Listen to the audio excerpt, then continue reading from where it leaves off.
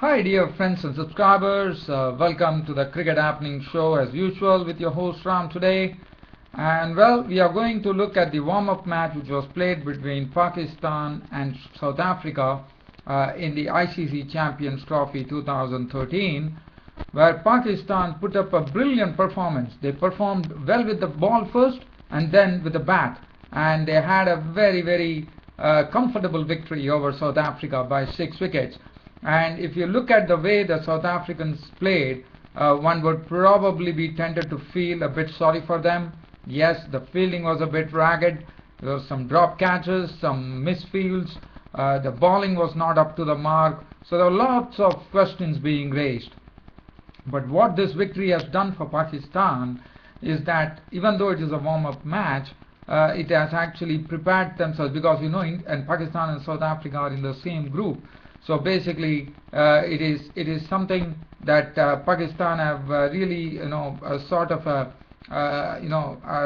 a sort of a mark on this particular ICC Champions Trophy, in the sense not really the real Champions Trophy, but definitely they made some sort of mark here, because South Africa with such a good bowling lineup and Pakistan not even having Mohammad Irfan and Saeed Ajmal, the random off spinner, playing, still they managed to beat South Africa. And what was good was that initially it was South Africa who batted first on a pretty I would say, in fact Pakistan were the ones who actually won the toss. They invited the South Africans to bat, and the conditions were quite helpful for the bowlers. I wouldn't say very helpful, but definitely in English conditions, as you know, the Pakistan swing bowlers are absolutely suited to that. But I wouldn't say it was very helpful. Probably a bit helpful. And look at what Pakistan did to South Africa. In fact, South Africa were really put under enormous pressure. In fact, at one time it looked like whether South Africa would even reach the probably the 125 or 150 mark, and they were 83 for 7. They're absolutely reeling at one stage in the 22nd over, with the score standing at 83 for 7. The damage, let's look at the bowling. Before I come on to the South African batsmen, let's look at the bowling figures of the Pakistani bowlers, especially Junaid Khan, absolutely on the top there. He picked up that very vital wicket. As you know, everyone puts a prize on their wicket, and Hashim Amla is the one who actually has a prize on his wicket. And Junaid Khan got a ball to jag in, and Hashim Amla was dismissed. LBW bowled Junaid Khan for a blob. So after that, but before I come that, let me just talk about the bowling figures.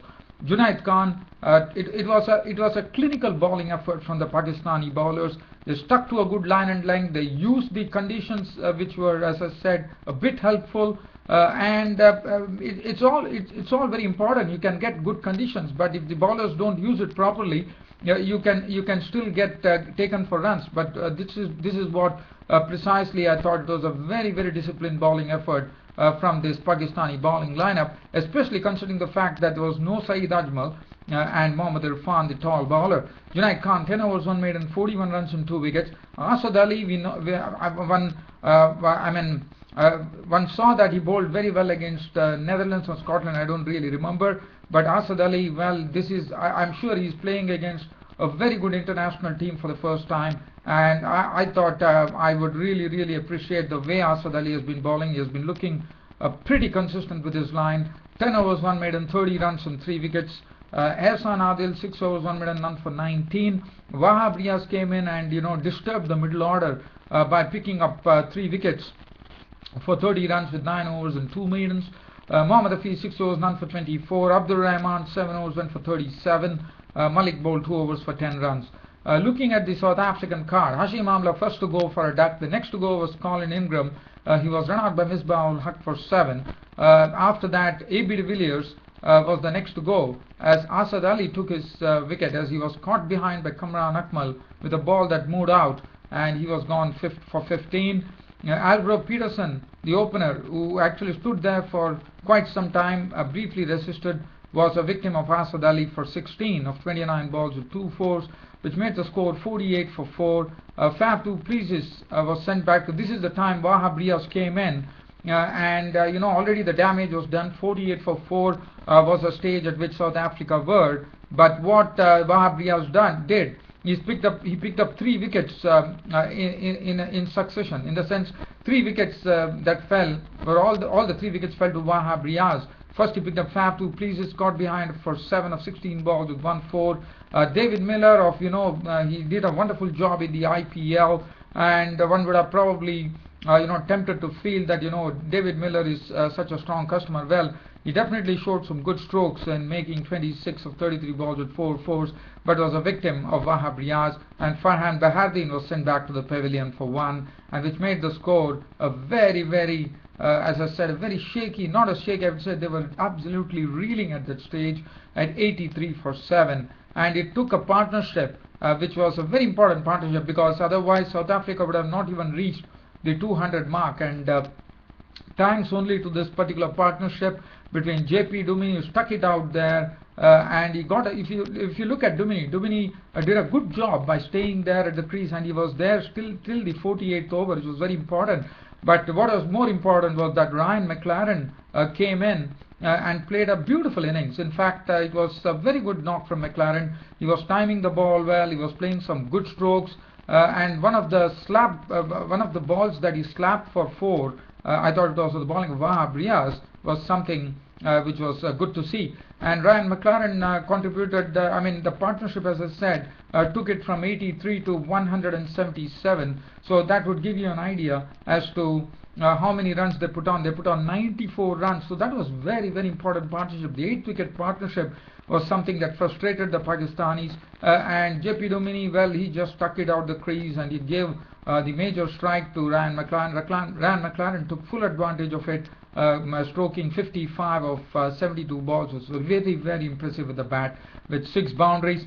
And then Duminy, he contributed 43 of 91 balls with 1-4. And then at 177, Ryan McLaren fell to Junaid Khan, and Duminy was claimed by Duminy was claimed by Junaid Khan, and Ryan McLaren was bowled by Asad Ali for 55 of 72 balls with 6 fours.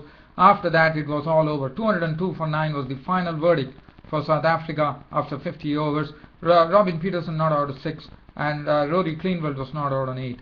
Now let's look at the Pakistan card. Now Pakistan chasing 202. One would have expected. The way they started off, it was a very decent little partnership. In the 5th over, they had 35 on the board, and that was the time. The first thing, and it was Nasir Jamshid who was run out for 13, but not before Dale Steyn actually tested him with the bouncer. The very next bouncer which Nasir Jamshid got, he just dispatched it for a 6. And after that, it was very unfortunate that Nasir Jamshid was run out for 13 of 16 balls with 1-4. Dale Steyn, he bowled 5 overs, 1 minute, none for 26, and he had to return. He couldn't bowl his full quota. The reason being he had some injury problems, and he trooped back to the pavilion.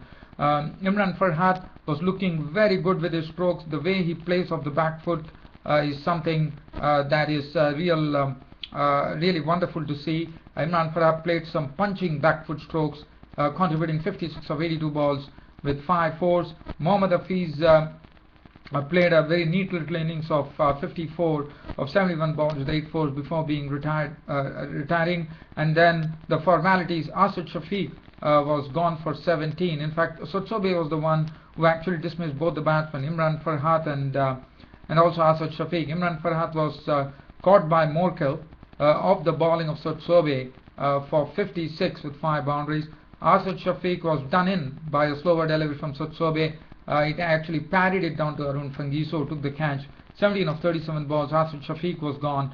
And even though the wickets were going, but Pakistan were definitely in full control of the match, because 35 for 1, then 120 for 2, and then became 150 for 3. And when Asad Shafiq fell, it was 156 for 4.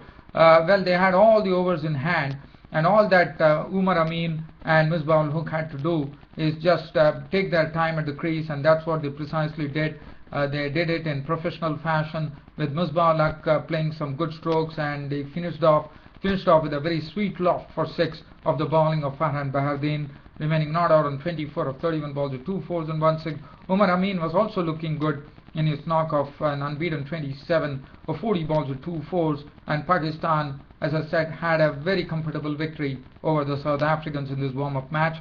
The bowling, as I said, Dale Steyn trooped off, 5 overs, none for 26. Sotsobe, 2 for 43. Morkel, none for 23. Kleinwild, none for 30. Behardin bowls 8.3 overs, no maiden, none for 43. Arun Fungiso was good with his bowling, 7 overs, no maiden, none for 27. And Ryan McLaren bowled 4 overs, 1 maiden, none for 11.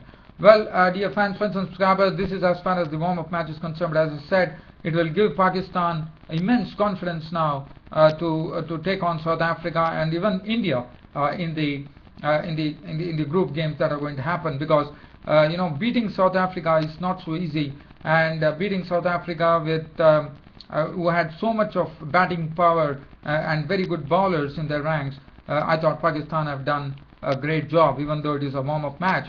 But it would have done them a great deal of good. It would have really motivated them now. And for South Africa, they have to definitely look into the drawing board to see what exactly went wrong. And I'm sure they want to do it pretty quickly, because they know the curtain raiser is going to be between India versus South Africa, the first match, which is going to kick off the ICC Champions Trophy 2013.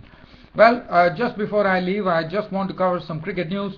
Well, United States of America has a new ambassador of cricket, and his name is the former Australian cricketer Colin Miller, who also played for the English county cricket scene. He was with the English county too, and he was also known for some real, I would say, idiosyncrasies. When he actually, once upon a time, he had his hair permed in blue color, if I'm not wrong. I do remember that day when Colin Miller was bowling. He had his hair permed. He played a few tests for Australia, I reckon, and Colin Miller has been named the ambassador of the United States United States of America Cricket Association.